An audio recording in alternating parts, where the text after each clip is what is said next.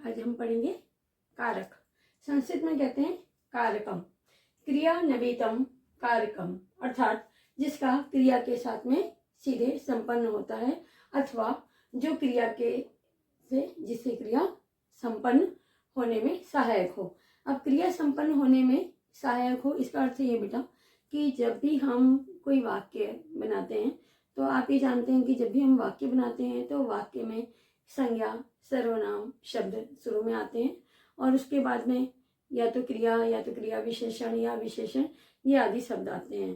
तो जब आप वाक्य बना रहे हैं तो संज्ञा और सर्वनाम जो शब्द हैं उनको, यानी कि या तो संज्ञा शब्द या तो सर्वनाम शब्द है ना, उनको वाक्य के अन्य शब्दों से जोड़ने का काम करने वाला शब्द, या हम ये भी कह सकते हैं कि क्रिया से संबंध करने वाला शब्द जो है वो कहलाता है कारक। जैसे आप कह सकते हैं कि राम ने खाना खाया।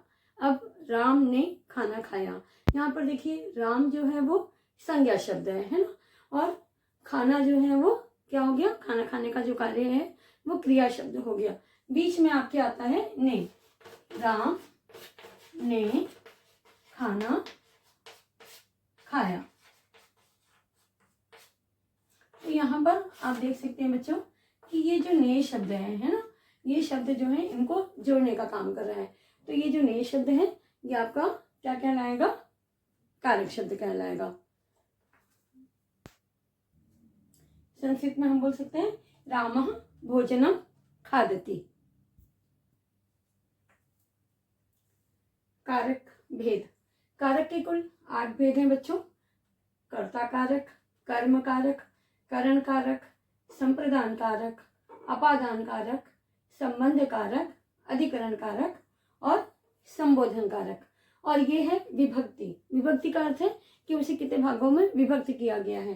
तो यहाँ पर आप देख सकते हैं कि ये जिस क्रम में लिखा हुआ है उसी अनुसार ये विभक्ति जो है उनके नाम दिए गए हैं। प्रथमा विभक्ति, द्वितीय विभक्ति, तृतीय विभक्ति, चतुर्थी विभक्ति, पंचमी विभक्ति, षष्ठी विभक्ति, सप्तमी विभक्ति। अब यहाँ पर देखिए लिखा है संबोधन। इसका अर्थ यह है कि विभक्ति जो है हम केवल 7 मानते हैं, इसलिए संबोधन जो है उसको विभक्ति नहीं माना जाता, क्योंकि प्रथमा और संबोधन में जो संपादित होता है कारक का कार्य वो समान रूप से होता है। इसीलिए तो इसलिए अगर आपसे कोई पूछता है कि कारक के कितने भेद होते हैं, तो कारक जो है उसके 8 भेद हैं, लेकिन कारक विभक्ति जो है वो 7 होती है। तो ये उसके आधार पे हम इसका नाम भी हमने रखा हुआ है कि प्रथमा कर्ता कारक, द्वितीय कर्म कारक, तृतीय करण कारक, चतुर्थी संप्रदान कारक, पंचमी अपादान कारक, षष्ठी संबंध कारक, सप्तमी विभक्ति अधिकरण कारक और संबोधन।